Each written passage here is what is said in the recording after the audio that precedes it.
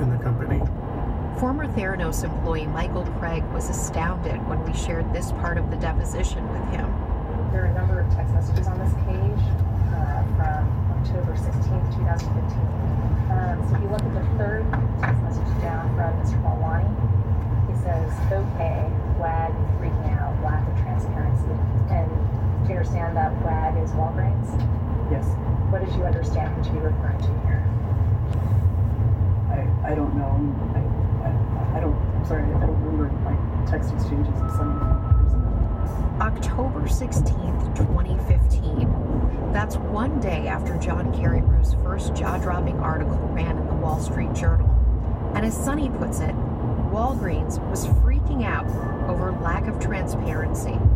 Do you think there's any chance that Elizabeth couldn't remember that on that day about that client?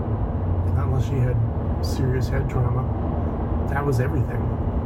That was the entirety, they were their one customer. It's pretty convenient not to be able to remember something like that under oath.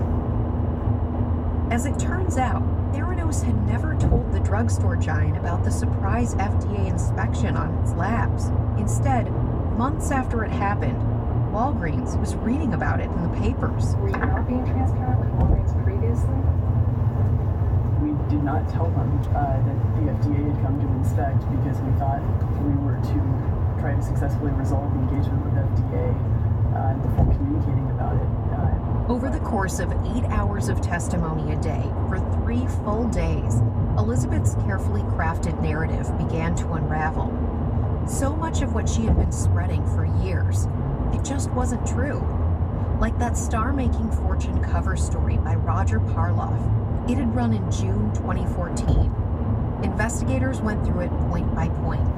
Is the statement that Theranos currently offers more than 200 and is ramping up to offer more than 1,000 most commonly ordered blood diagnostic tests, all without the need for a syringe, was that statement correct?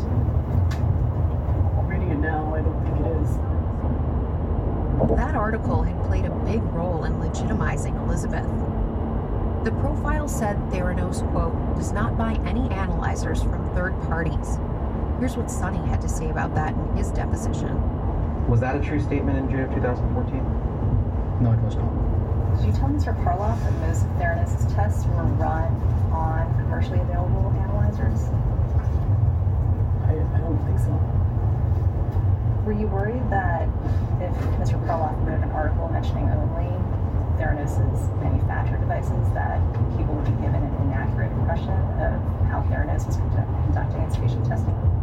Not at the time, because at the time I thought it was all about the aspiration and the vision. Looking back at it now, I absolutely wish we handled our communications differently.